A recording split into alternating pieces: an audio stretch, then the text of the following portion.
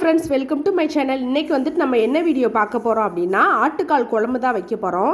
அதுக்கு வந்துட்டு ஃபஸ்ட்டு அடுப்பில் வந்துட்டு ஒரு பேன் வச்சுக்கலாம். கடாய் நல்லா காஞ்ச உடனே எண்ணெய் ஊற்றிக்குவோம். எண்ணெய் நல்லா காஞ்சதுக்கப்புறம் பட்டை, சோம்பு, கிராம்பு, அப்புறம் வந்துட்டு பிரிஞ்சி இலை சேர்த்து நல்லா பொரிய விட்டுக்குவோம். நல்லா பொரிஞ்சோன்னே நறுக்கி வச்சுருக்க வெங்காயம் சேர்த்துக்கலாம்.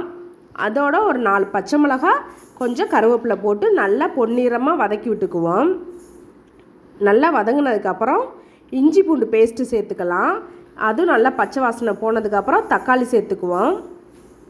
தக்காளி நல்லா மசிஞ்சதுக்கப்புறம் கொஞ்சமாக கரம் மசாலா தூள், அப்புறம் வந்துட்டு வீட்டு மிளகாத்தூள் வந்து உங்கள் காரத்துக்கு ஏற்ற மாதிரி நீங்கள் சேர்த்துக்கோங்க. இப்போ வேக வச்சுருக்க வந்துட்டு சுண்டலை வந்துட்டு சேர்த்துக்கலாம். கொண்டக்கடலை சேர்த்து நல்லா ரெண்டையும் மிக்ஸ் பண்ணிவிடுங்க, மசாலாவும் கொண்டக்கடலையும். இப்போ வந்துட்டு தேங்காய் அரைச்சி எடுத்துக்குவோம். அந்த கேப்பில் ஒரு சில்லு தேங்காய், 4 சின்ன வெங்காயம், கொஞ்சோண்டு கசகசை போட்டு நல்லா பேஸ்ட்டாக அரைச்சி எடுத்துக்குவோம். இப்போ வந்து ஆட்டுக்காலை வந்துட்டு நான் நல்லா வேக வச்சு எடுத்து வச்சுருக்கேன். அந்த ஆட்டுக்காலையும் சேர்த்து இப்போ மசாலாவோட நல்லா மிக்ஸ் ஆகிற மாதிரி கிளறி விட்டுக்குவோம். இப்போ வந்துட்டு அரைச்சி வச்சுருக்கேன் தேங்காய் பேஸ்ட்டையும் ஊற்றிக்குவோம். அந்த மிக்ஸி சாரை கழுவி நீங்கள் ஊற்றிக்கோங்க. அப்புறம் வந்துட்டு சூப்பு வச்சுருப்போம்ல, மட்டன் ஆட்டுக்காலை வேக வச்ச தண்ணி இருக்குல்ல, அதையும் கொஞ்சம் சேர்த்துக்குவோம்.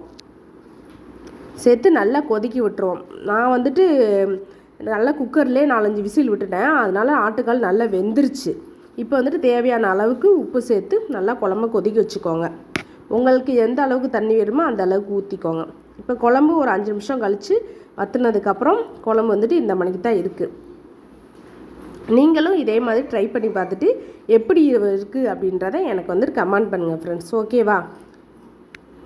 நல்லா இருந்துச்சு டேஸ்ட் பண்ணி பார்க்கல. இதே மாதிரி ட்ரை பண்ணி பாருங்கள். சரிங்க ஃப்ரெண்ட்ஸ், இவ்வளோ நேரம் எங்கள் வீடியோ பார்த்ததுக்கு ரொம்ப நன்றி. எங்களோட சேனலை சப்ஸ்கிரைப் பண்ணி வச்சுக்கோங்க. அப்போ தான் நான் போடுற வீடியோஸ் உடனே உங்களுக்கு நோட்டிஃபிகேஷனாக வரும். ஓகே ஃப்ரெண்ட்ஸ், பாய். அடுத்த வீடியோவில் மீட் பண்ணலாம்.